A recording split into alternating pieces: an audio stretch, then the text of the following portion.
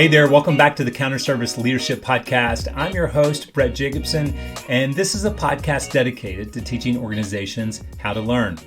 Last week, we started a new podcast series, Across the Counter, focused on 6 common challenges that leaders are facing across the globe. And this was conducted by a study by the Center for Creative Leadership. And last week we talked about managerial effectiveness. And across the counter, we talked about several tools about how to do that. So please go back to that episode and take a listen. And hopefully this will have an impact on your own leadership style, position, and impact.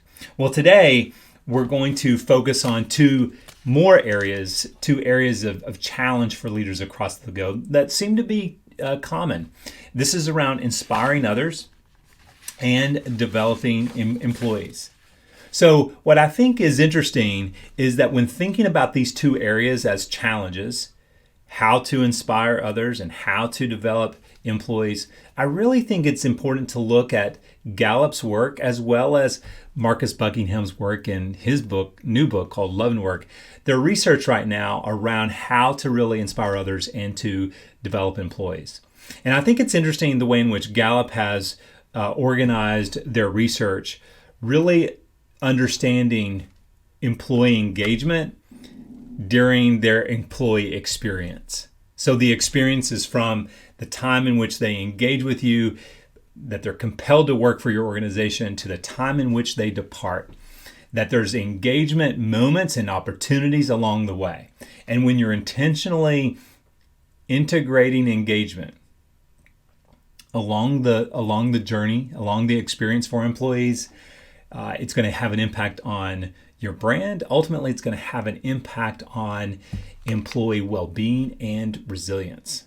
I think what's interesting is that Gallup has identified 12 elements of employee engagement, according to them in their research, that predict high team performance in critical business outcomes, including retention, productivity, safety, and from their perspective, sales and revenue. So when you look at the ability to inspire others and to develop employees, I think it's worth taking a look at with your executive team and your mid-level leaders around employee engagement. Hopefully along the way, you've been soliciting feedback from your employees, especially over the last 2 years during a global pandemic, that you have been receiving different types of feedback that really measure well-being, workplace well-being, and resilience along the way. So when you break these 12 elements down, I think it's particularly important for your team to really review these and see where you are on the spectrum, and then engage employees about these 12 areas. For example, one is, I know what is expected of me at work.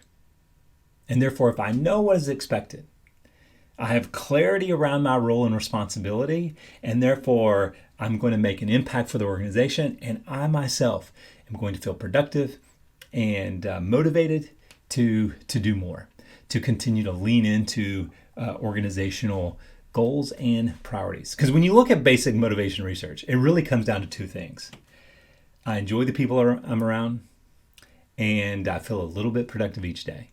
So if I know what is expected, I can be productive. And then on the other side of that, which is I want to enjoy the people I'm around, one element as you move down their list is really around this idea that I have a best friend at work, or my associates or fellow employees are committed to doing quality work. So if I know the people around me are wanting to do the same thing, where there's quality and integrity in their work, that's going to have an impact upon me. And do I have a best friend at work that I can identify, that I can be a confidant in with, and throughout my employee experience? That's going to have an impact on my engagement along the way. So again, when you think about inspiring others and developing employees, it's really important that you really analyze employee engagement along the employee experience spectrum. Another area that they point out is that at work, I have the opportunity to do what I do best every day. Or another example, in the last 7 days, I've received recognition or praise for doing good work. And then lastly, the 12th element that they identify is this last year, I've had opportunities at work to learn and grow. Just really comes down to this idea of autonomy, mastery, and purpose, as Dan Pink talks about in some of his research. I also love the way in which Marcus Buckingham really, I think there's some congruency with the Gallup study as well around employee engagement. He says 2 decades of survey research reveal there are the three most powerful psychological needs for team members are, number 1, I have a chance to play to my strengths every day. Number 2, I know what is expected of me at work, which, remember, we just repeated that of similar trend along the Gallup information. And then number 3, someone on my team cares about me as a person. How he would sort of boil that down is know me, focus on me, and care about me. And so when you think about being a team member, and I love the way in which Marcus Buckingham also talks about being a team member, he says that 90% of the people in the world identify themselves as being on a team. Now, the other 10%, I don't know what that sort of looks like, but 90% of the world really believe that they are on a team. So if that is to be the case, then how the one is saying as a team member, I need you to know me, I need you to focus on me, and I need you to care about me. So how do executives and mid-level leaders understand that dynamic of what's important for their fellow team members as a way to invest in them, as a way to inspire them, as a way to develop them as employees? So I really think that we have to understand, we have to learn more as leaders around what is important inside each person, the values, the priorities, the expectations, and that we have to unlearn, according to Marcus Buckingham, that the feeling of team just lies in the physical place itself. So we are challenged more than ever about how to build a sense of team. But if we truly analyze and break down employee engagement and begin to understand it even more, it doesn't take away from the organizational or the company's identity.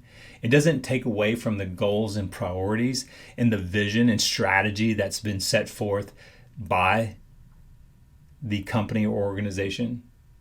It's just simply saying, understanding what the organizational identity is and understanding how important employee engagement is, how you can actually marry the two because they're really, really dependent in order to, when deepening employee engagement, you have higher performance that impacts organizational goals, priorities, and truly the bottom line. And really can really impact your culture, your community in such a robust way.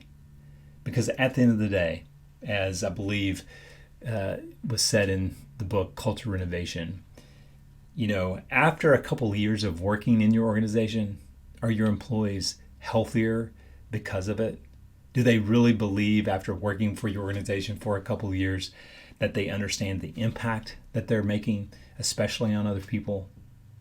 So it's important to evaluate what those outcomes are, those desired outcomes, when thinking about well-being, resilience, employee engagement. So I think you, as a team, need to go back and really focus on several items. What is your vision and value for employees at your organization? What is your commitment to them, the investment that you're going to make, from helping them to grow their craft all the way to thinking about and assisting them around retirement and benefits? And then, so not only what are your vision and values or your commitment and investment, but also your approach. Be more explicit about what your approach is in order to assist them along the way, and allow them to give feedback to that vision and values, to that investment and commitment, and specifically to that approach as a way to deepen employee engagement along the way. So I believe as a way to impact inspiring others and to developing employees, a great place to start is around employee engagement as you begin to analyze the employee experience and their journey from being attracted to your organization all the way to their departure. All right. Well, tell me what you're seeing out there, what you're feeling about this, what you're hearing.